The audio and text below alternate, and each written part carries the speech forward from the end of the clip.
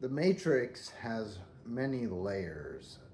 In the Matrix movie, we are given quite a few layers. Uh, when you, it's the world that's been pulled over your eyes to blind you from the truth that you are a slave. You sense it when you turn on your television, when you go to work, go to church, pay your taxes. So we've got the media, corporations we work for, religion, the government. I think they should have added education, marriage, relationships, narcissistic relationships. Um, that would be pretty controversial. That would have probably not gone over well with the viewing public.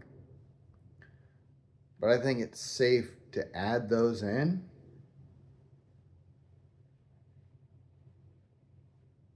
My point of this video is that the Matrix gives us a formula, okay? Within this formula, we have certain parameters that we're looking for.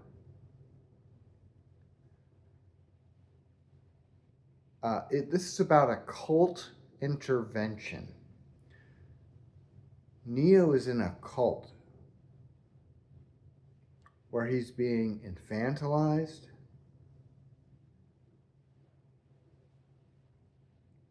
and he has to overcome his doubt, his fear, his disbelief that he's capable of more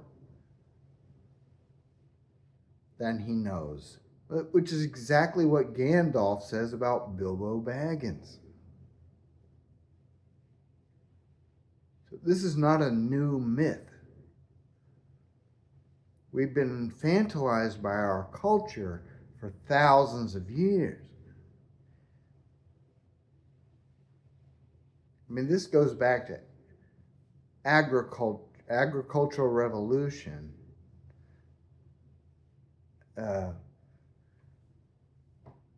The same thing happens in Star Wars, where Obi-Wan says that,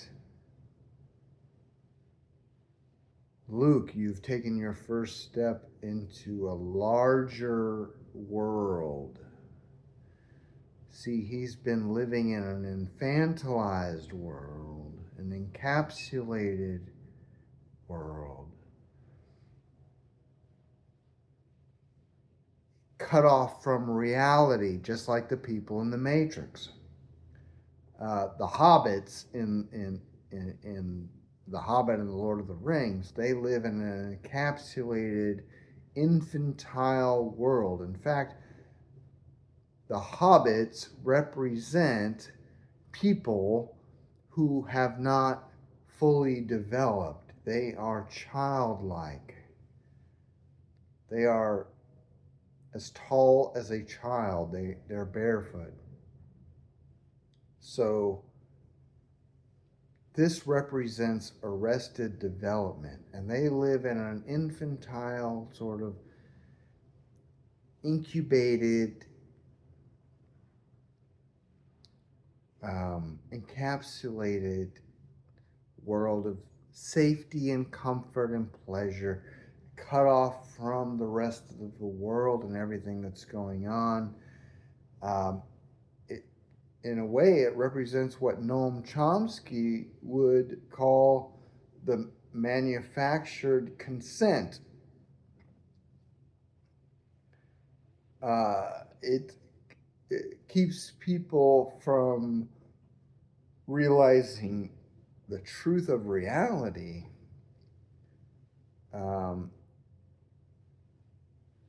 because the last thing the capitalists want is for the average person to interfere in their business, so that they can buy a yacht.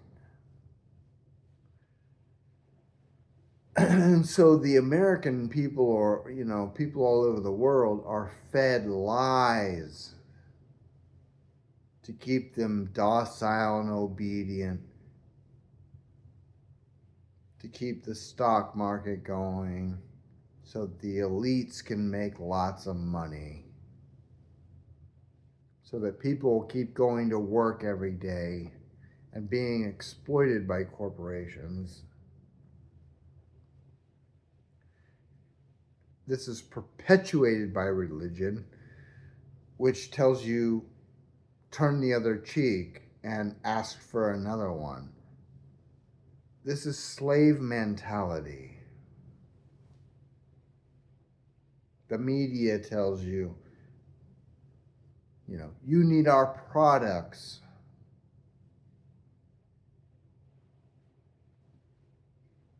So make lots of money so you can buy these things that you don't actually need. Consumerism is the perfect form of slavery, a form of slavery in which the slave not only does not know they are enslaved, but they would not wish to be free. And this is where we get to the matrix, right? They are so dependent upon the system that they would fight to defend it. So we're given a framework, right, in which we have certain parameters that we can figure out what is a cult. Neo in the Matrix is in a cult of corporate, enslavement. And of course, the agents represent what? The secret police. So it's also the government does not want people to wake up. Morpheus is a deprogrammer. He is going to wake you up from the cult that you're in. You've been groomed all your life by your parents to be a slave, by the educational system, by the media, by your religion, by the government. So this all comes down to the totalitarian state that we live in, which is disguised as a democracy. That's the world that's been pulled over your eyes to blind you from the truth that you are a slave. But it all begins in the family with narcissistic abuse.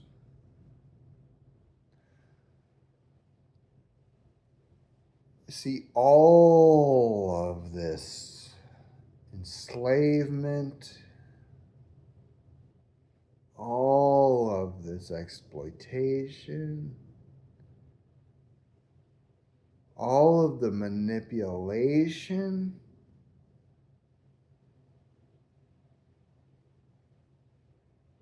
it's narcissistic abuse. So, in a narcissistic culture, we're all being groomed to be slaves. Because that's what narcissists do. They enslave your mind to exploit you,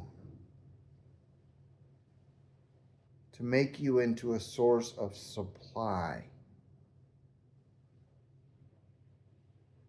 Narcissistic supply.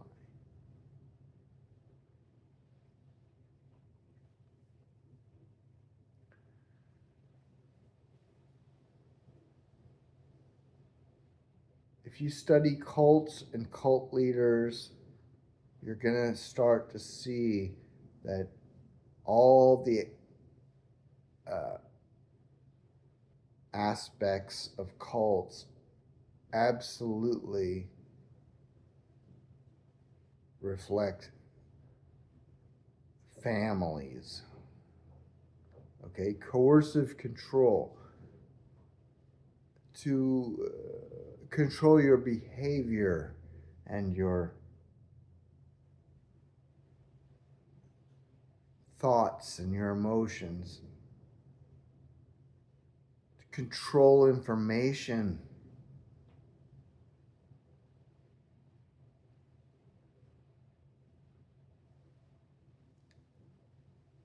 So, since narcissism, which is arrested development in the right hemisphere of the brain, because our mothers did not mother us properly as a primate, as a great ape, they were not ever present. We did not have 100% 24/7 body to body, skin to skin contact, 3 years of breastfeeding, sleeping with the baby, all of 95% of the connections in the brain develop in the first 2 years of life. So all of these needs were not met. So we have arrested development.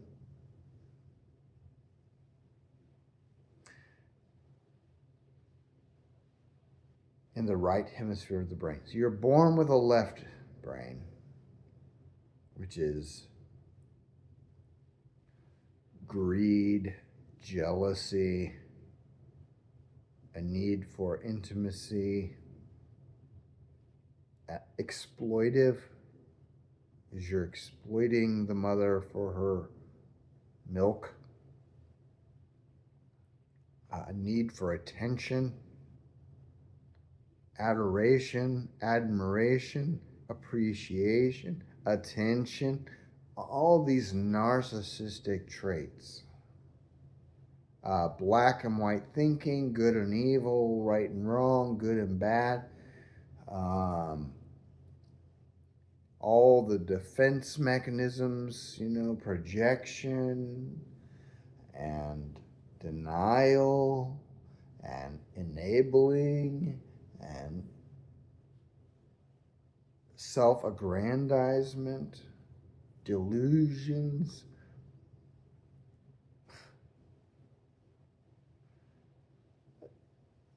competitiveness, an inflated ego, entitlement,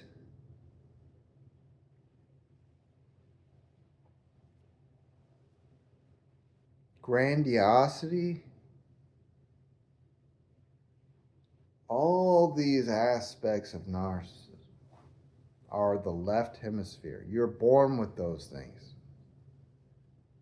Those are the brain functions of an infant. The right hemisphere only develops in the interactions with the mother. Well, mother's at work, right? Just like God's distant. Mother used to be the great, mother, the earth mother, the um, mother goddess, and she was ever present. She was the world. She was all around us and held us in her embrace and provided for us. But now God is distant, off somewhere else, and really kind of uncaring and judgmental and punishing and sort of psychopathic, really, genocidal and just awful, really. Needs to be adored, needs to be admired, needs to be worshipped.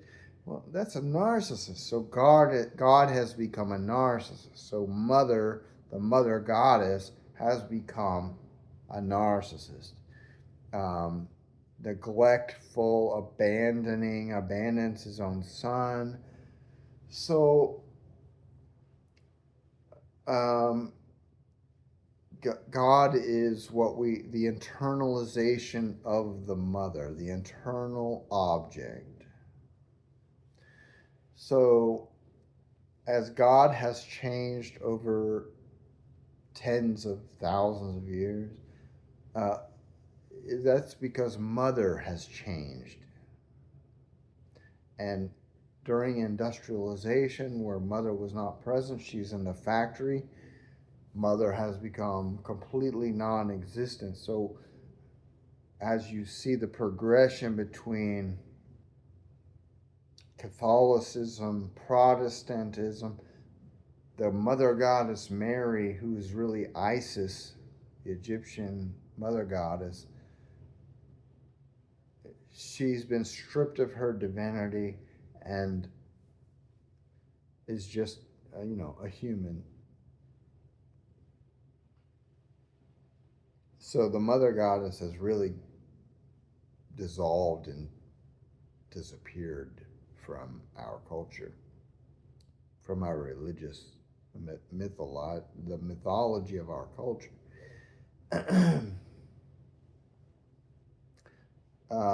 Because mother has altogether disappeared from our lives. I mean, I see it every day at work.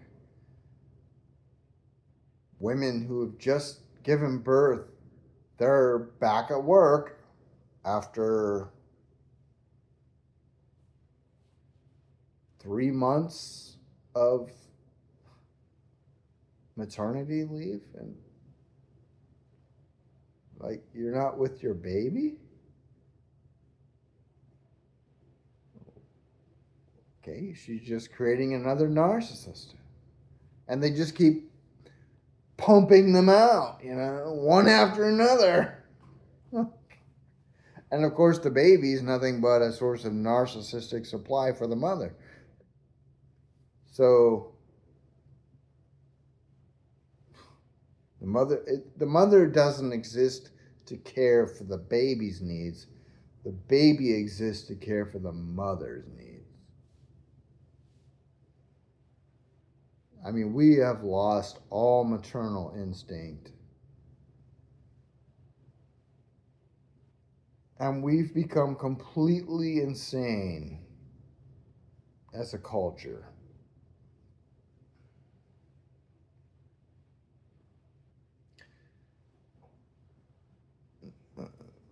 So, the point of this video is that the Matrix is a format. It's a formula. It's to help us realize that we live in a giant cult that is exploiting us, that has lied to us, that has fed us since birth an alternate false reality where we're all acting as false selves, personae, that in order to survive our childhoods, we had to become a false self. And then in order to survive in our culture as a corporate employee, we have to be a false self. So Neo is acting as a false self in a false reality. He's just an avatar in a false reality. A persona, a mask. He's pretending to be a programmer at a corporation. He's a false self in a false reality. His authentic self, the hacker, is called a criminal, a terrorist, a truth seeker. He's a truth seeker, and that is called a terrorist in the Matrix.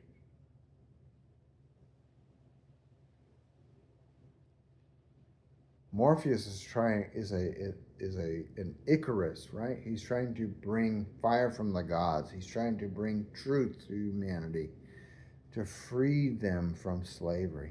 And he's being called a known terrorist. He's like public enemy number one. So the truth is the enemy of the narcissist. Because the narcissist is at war with reality.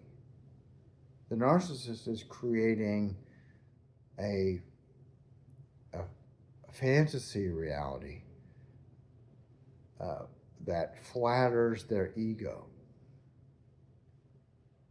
So no matter what, like if they don't have something, oh, that becomes a sin.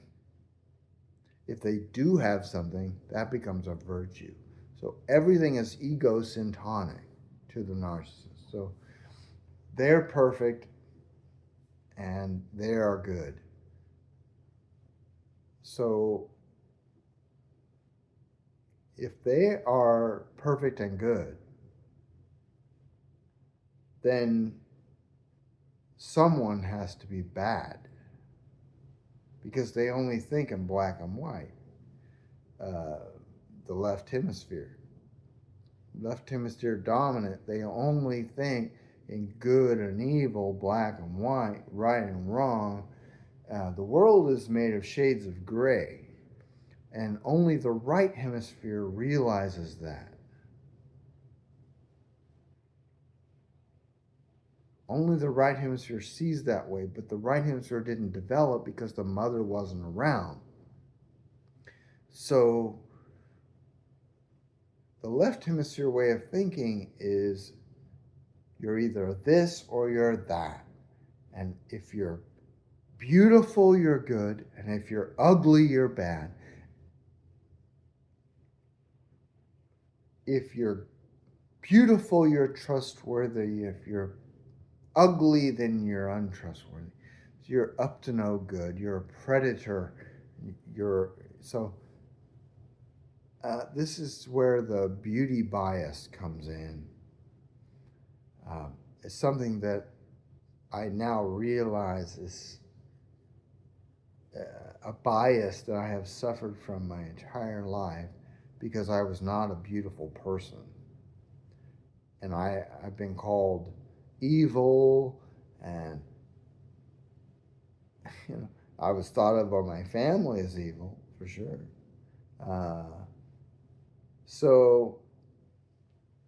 But honestly, I'm just a person like everyone else, and I'm just trying to survive in this world. And I've never hurt anyone.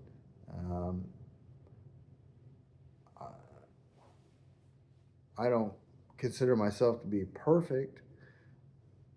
I'm just human, I have emotions like everyone else.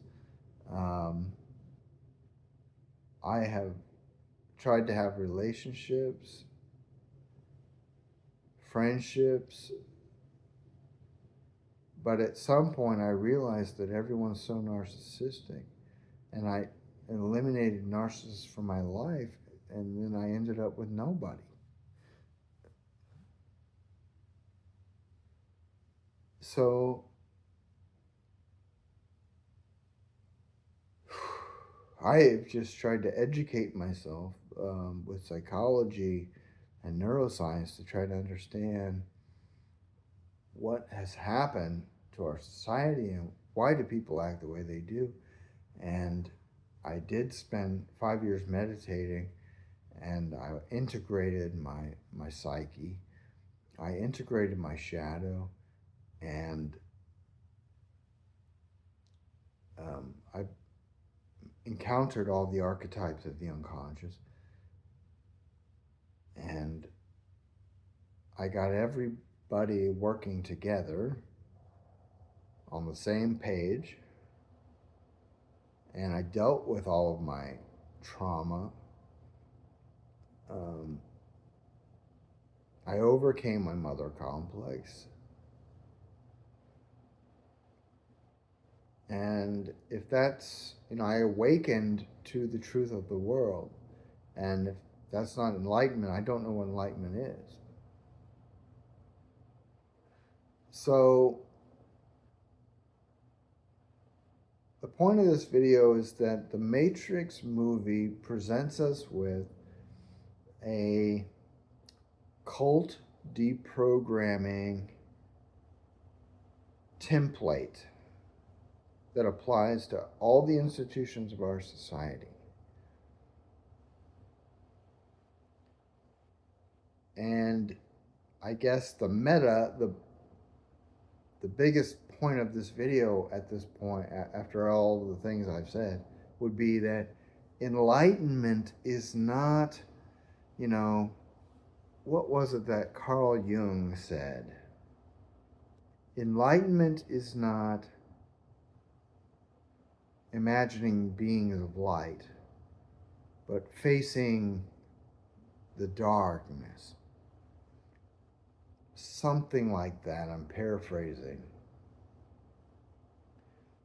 Enlightenment, a lot of people probably want to believe that enlightenment is something grandiose and flattering to the ego,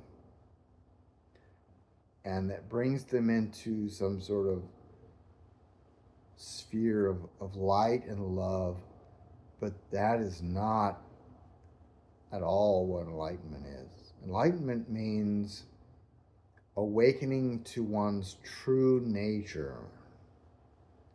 So Carl Jung would call that encountering the shadow.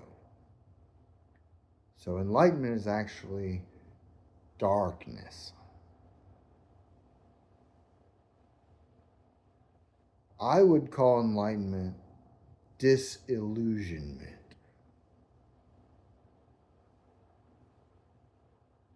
Awakening from illusions, egocentric,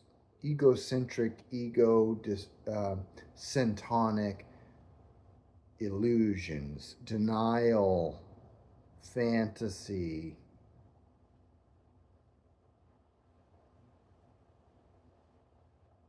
self-idealization.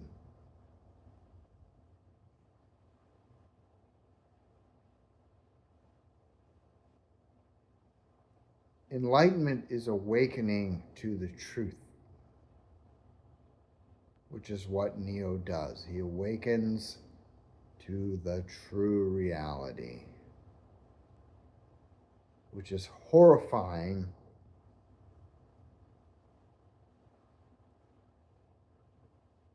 It's dystopian. It's so dystopian, it might give you a heart attack. And it's not easy. You have to take it one piece at a time. It's the potion of despair in Harry Potter.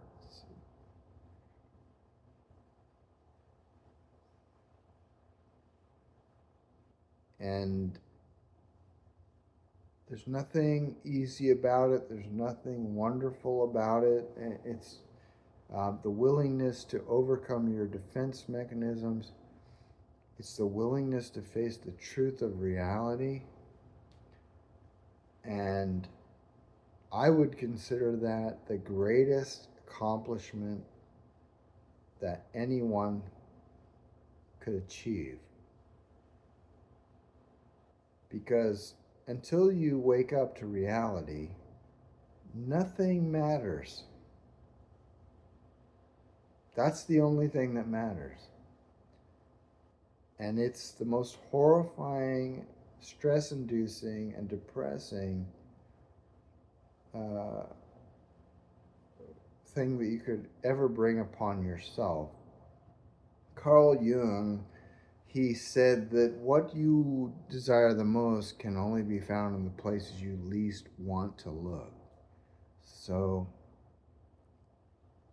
if you desire truth, you're going to face horrific reality. And you have an unconscious part of your mind, your right brain, that will, like Jesus knocks at the door,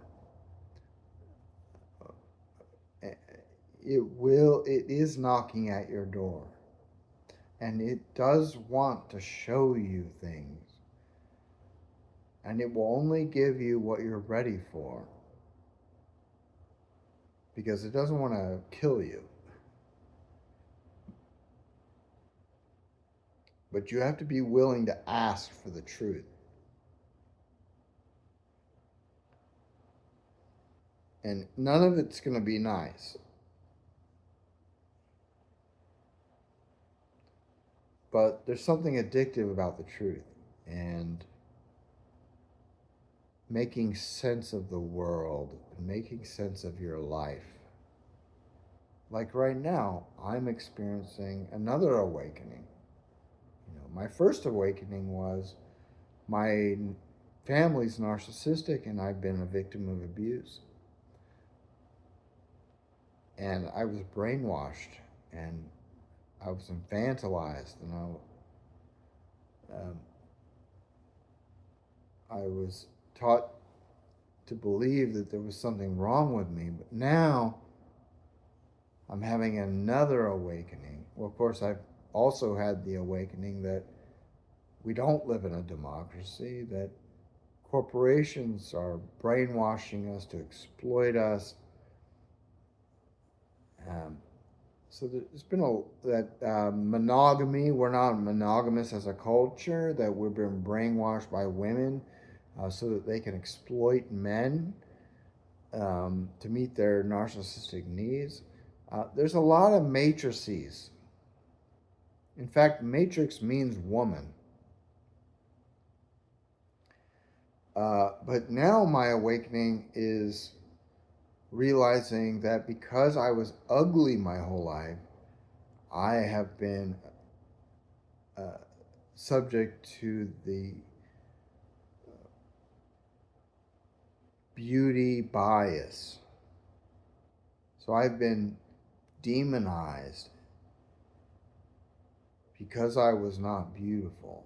Because narcissists can only think in black and white. Beautiful, ugly, good, bad, honest, unhonest, dishonest, good, evil. And that's why I've been treated the way I've been treated my entire life. Scapegoated because of my looks. You see, the left hemisphere, the narcissist, only judges everything by appearance. It doesn't take into account all the aspects of a person. It judges everything by appearance. And which is why we're such an appearance obsessed culture. They can only idealize or devalue. So if you're not beautiful, then you're the worst person ever. Like, just based on your looks, really. It's so awakening and becoming enlightened is a lifelong process, layer after layer after layer of the matrix. And I wish you luck in this pursuit if you are brave enough. Carl Jung, he has this wonderful, famous quote that one need not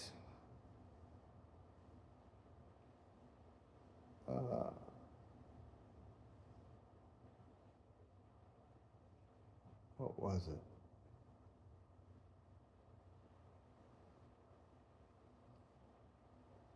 I'm going to paraphrase because I can't remember the exact quote.